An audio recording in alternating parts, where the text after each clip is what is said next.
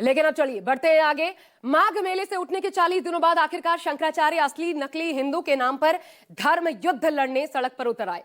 शंखनाद के साथ वाराणसी से यात्रा की शुरुआत भी कर दी। शंकराचार्य की दो मांगे थी, गौ माता को राज्य माता का दर्जा और गौकशी पर पूर्ण प्रतिबंध, और ऐसा ना होने की सूरत में योगी आदित्यनाथ को नकली हिंदू घोषित करने की चेतावनी।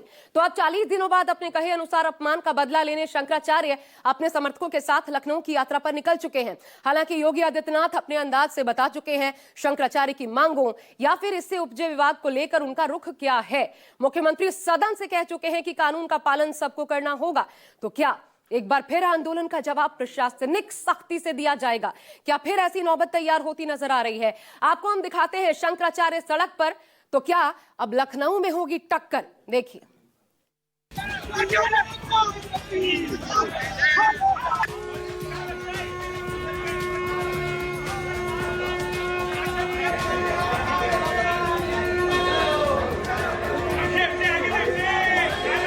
धर्मयुद्ध के शंखनाद के लिए हम लोग गंगा जी से गोमती की ओर जा रहे हैं। लखनऊ गोमती नदी के किनारे बसा हुआ है, गाय वाली नदी के किनारे बसा हुआ है, और उस नदी के किनारे जो सत्ताधीश बैठे हुए हैं वो गाय वाले नहीं बन पा रहे हैं। तो इसलिए उनको इस बात का स्मरण कराने के लिए हम आज गंगा जी से चल करके गोमती की ओर प्रस्थान कर रहे हैं। शंकराचार्य ने किया शंखनाद, धर्म युद्ध पर क्या बढ़ेगा विवाद? सनातन संस्कृति और देश के इतिहास में शायद ये पहली बार होगा कि सनातन के सर्वोच्च पद पर आसीन शंकराचार्य को सड़क पर धर्म की रक्षा के लिए उतरना पड़ा। शंकराचार्य उसी सरकार के खिलाफ धर्म युद्ध यात्रा निकाल रहे हैं जो खुद को सनातन के सबसे बड़ी रक्षक बताती। शंकराचार्य अविमुक्तेश्वरानंद ने अब की बार गौरक्षा को लेकर सरकार के खिलाफ धर्म युद्ध का शंखनाद किया। काशी से लखनऊ तक धर्म युद्ध की यात्रा शुरू कर दी।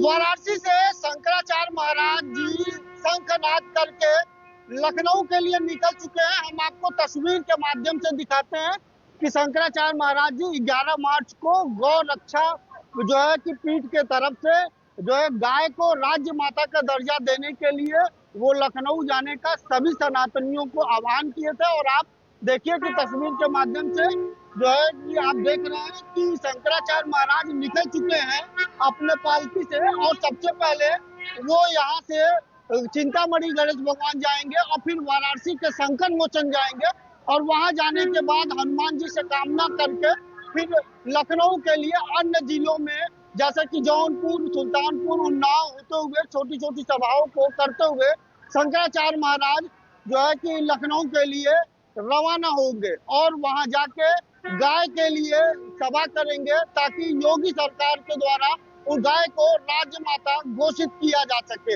फिलहाल आप देख रहे हैं कि किस तरीके से यहाँ हलचल काफी तेज है। पुलिस प्रशासन की भी फोर्स लगी हुई है ताकि इनको सुरक्षा में किसी तरीके की कोई दिक्कत ना हो। तो आप देख रहे हैं कि किस तरीके से शंकराचार्य महाराज जो है शंखनाद करते हुए गाय पीठ की रक्षा के लिए लखनऊ के लिए निकल चुके हैं। शंकराचार्य अविमुक्तेश्वरानंद शिष्यों के साथ अपने मठ से पालकी पर सवार होकर 300 मीटर दूर चिंतामणि गणेश मंदिर पहुंचे, जहां 11 बटकों ने उनका स्वागत किया। इसके बाद पूजा अर्चना करके संकट मोचन मंदिर पहुंचे, जहां उन्होंने हनुमान चालीसा का पाठ किया और अपने संकल्प को दोहराया। हमारे हनुमान जी महाराज हैं, वो भी बहुत बड़े गौरक्षक हैं। आनंद रामायण में कथा आई है कि जब वो महिरावण को मारने के लिए गए थे तो वहाँ पर उन्होंने बहुत सारी गायों को बंदी बना करके रखा था बलि देने के लिए। तो हनुमान जी ने महिरावण को मार करके गौओं को मुक्त कराया था, और बाद में उन गौओं को ला करके उन्होंने भक्तों को बांट दिया था, दान में दे दिया था। तो ऐसे हमारे हनुमान जी महाराज जो गौरक्षक हैं, गोष्ठ पालक के रूप में उनकी प्रशस्ति है। आज हम लोगों ने उनके सामने आकर के गौ माता की रक्षा के लिए उनका संकट हर लेने के लिए प्रार्थना की है। शंकराचार्य अविमुक्तेश्वरानंद की धर्म युद्ध यात्रा हर हर महादेव के जयकारों और शंखनाद से शुरू होकर लखनऊ के लिए निकली। शंकराचार्य ने 30 जनवरी को योगी सरकार को 40 दिन का अल्टीमेटम दिया था। कहा था कि गाय को राष्ट्रमाता घोषित करें वरना आंदोलन करेंगे, लेकिन सरकार की तरफ से जवाब नहीं मिलने पर शंकराचार्य ने मोर्चा खोल दिया। ये दुख की बात है कि हमारे ही देश में हमारे ही वोट से बनी, हमारी ही सरकारों के सामने हमको अपनी ही माता गौ माता को बचाने के लिए आंदोलन करना पड़ता है और यहाँ तक कि धर्म युद्ध की घोषणा करनी पड़ती है। इससे ज्यादा किसी देश के नागरिक के लिए दुर्भाग्यपूर्ण अवसर नहीं हो सकता कि अपने ही देश में अपनी ही सरकारों के सामने उसको अपनी माता को बचाने के लिए धर्म युद्ध का आह्वान करना पड़ता है। शंकराचार्य अविमुक्तेश्वरानंद लगातार गौरक्षा का मुद्दा उठा रहे हैं। प्रयागराज माघ मेले में धरने के दौरान भी उन्होंने आरोप लगाया था कि उन्हें इसी मुद्दे को लेकर निशाना बनाया गया, लेकिन अब शंकराचार्य पूरी तरह टकराने के मूड में नजर आ रहे हैं। कहा कि लखनऊ में पता चलेगा कि कौन उनके साथ है और कौन नहीं।